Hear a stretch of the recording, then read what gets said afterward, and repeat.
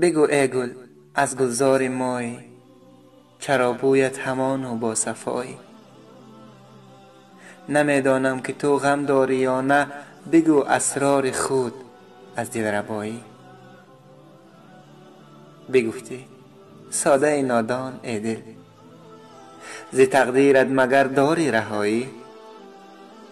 اگر صد غم خوری عاقبتش این، کتاب کرده است عمرت الهی.